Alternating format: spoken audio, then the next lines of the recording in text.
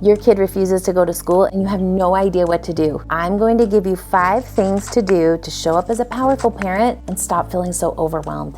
Over and over, one of the things that comes up with my clients is that their kids refuse to go to school or actually can't get themselves to school because of where they are emotionally. That often leaves my parents feeling so disempowered and overwhelmed and stressed. First thing, nothing has gone wrong.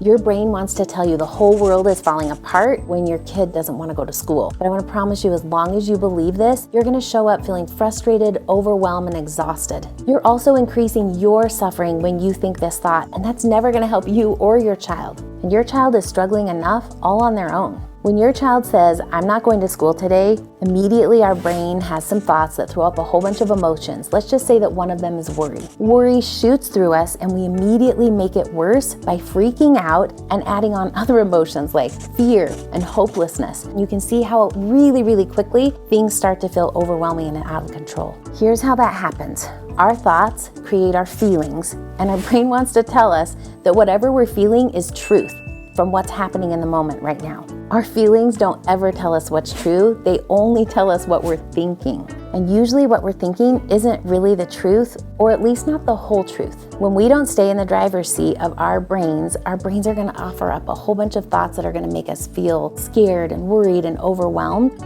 and everything's gonna escalate. However, when we slow our thoughts down and remind ourselves nothing's actually gone wrong right now, we bring ourselves back to a place of power and our minds can calm down just a little and we can think just a little clearer. We got to admit to ourselves in that moment, our child has literally only just said, I'm not going to school today. Nothing has actually gone wrong right now. As soon as we can think more clearly, we open up to solving for the problem right now instead of having a fuzzy brain and jumping into all the what ifs. So the next time your child tells you, I'm not going to school today, and you start to feel panicky and worried and fearful and hopeless, first thing immediately, take a deep breath and just remind yourself nothing's actually gone wrong. You can also take another step here and tell yourself something that your brain can actually believe that feels better than panic. Something along the lines of like, we'll figure this out. You can see that thinking that will feel different immediately and you'll immediately be able to show up more powerfully. So here's number 2.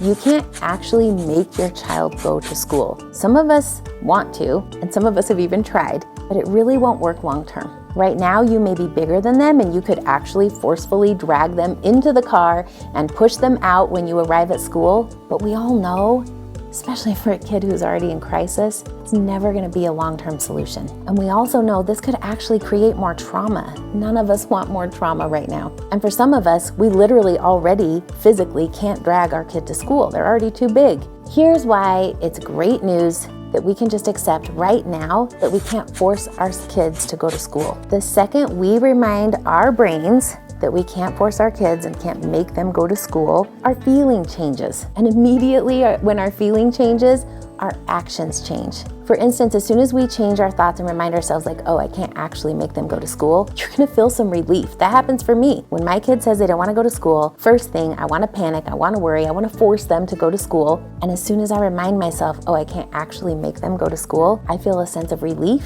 and I open up to how I wanna handle the rest of the day. Our stress goes down immediately.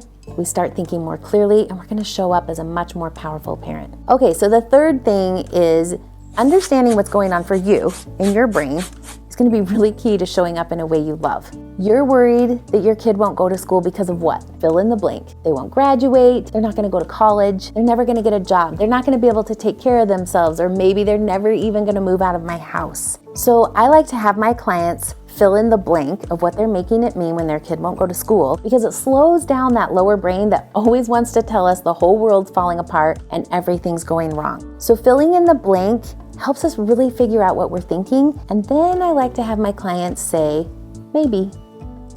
Just that simple admittance in the brain, because we actually don't know what's going to happen in the future. Maybe our kids will struggle more. We don't know.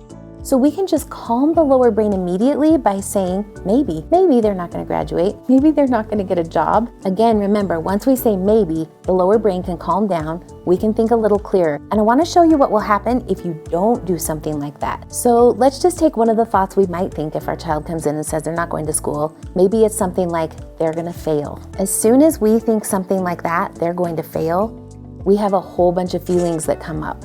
like overwhelmed, sad, hopeless. And then guess what? As soon as we have a feeling like that, we end up acting. We do things from our feelings. So when I feel hopeless or sad, I tend to like detach from my child, avoid the situation. Maybe I do something to feel better. Maybe I eat, or I start buffering with my phone, scrolling. I don't take care of myself very well. We end up playing out from the feeling of sad and overwhelmed instead of showing up as a powerful parent like we want to. So if we can just back that up a little bit and get aware of what we're thinking, instead of they're gonna fail, maybe we could think something like, we'll figure this out. I'm here for them no matter what. Some of those thoughts are gonna bring up feelings of powerfulness, of hopefulness, of sureness, that we'll know what to do or we'll figure it out together. As soon as we understand what's going on for us in our brain, then we can change those thoughts, which will create a completely different feeling and a completely different action. So the fourth thing you absolutely need to do is to get curious about what's going on for them. For most of our kids, the huge mountain of emotion that they're already feeling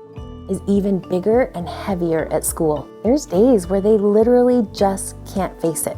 It will make a really big difference for you and your child if you can just slow your thoughts down in that moment and ask yourself some questions and get curious about what's going on for your child. Some of those questions could just look like, I wonder what they're feeling right now. Maybe they had a bad night. I wonder what's going on for them.